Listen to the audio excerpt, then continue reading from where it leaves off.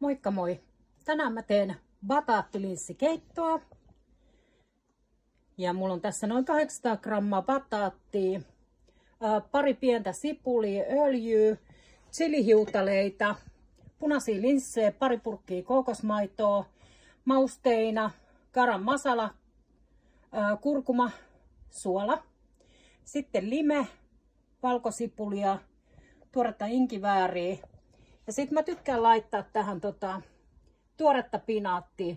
Ohje sanoisi, että pakastepinaattikin käy, mutta mä tykkään tosta tuoreesta, kun mähän on ihan tommonen pinaattifani. Ja sitten öljy tietenkin. Eli näillä mennään. Sitten mä kuulotan bataatteja, sipulin, valkosipulin ja mausteet 2-3 minuuttia. No mä paistan nää erikseen pannulla, mutta ne voisi ihan hyvin kuulottaa kattilastakin.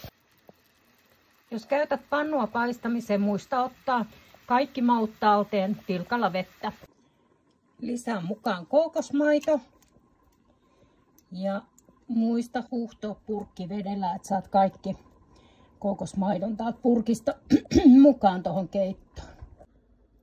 No niin, nyt mä oon huuhdellut nämä linssit kylmässä vedessä hanan alla. Ja nyt on aika kippaa ne tonne joukkoon.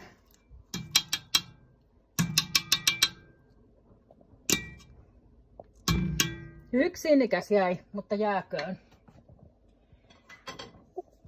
Sitten sekoitan ne. Mä käytän puukauhaa, koska mä en luota siihen, että mun nuolia toimisi näin lämpimässä. Joo, voi olla, että kokit nyt pyörittelee vähän silmiä, mutta mä onkin tämmönen tee se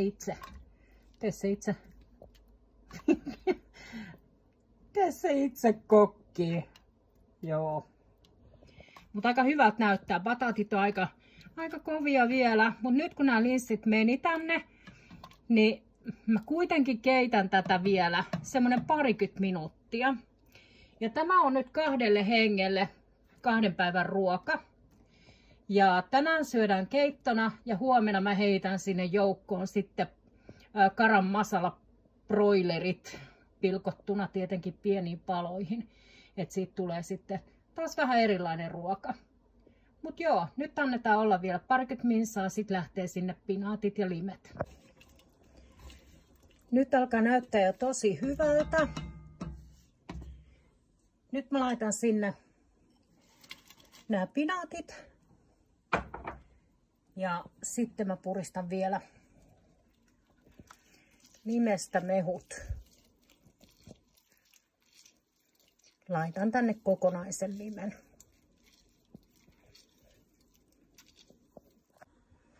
Ja sitten tarkastetaan maku. Hyvältä näyttää.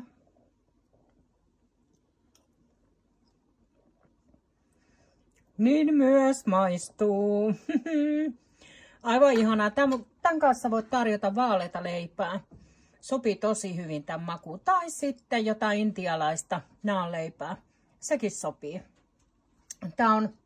Tuo chili tekee tästä semmoisen pikkasen vahvan, mutta sitten lime antaa semmoista hapokkuutta tähän. Tämä on erittäin hyvän makuinen. Suosittelen. Nam nam!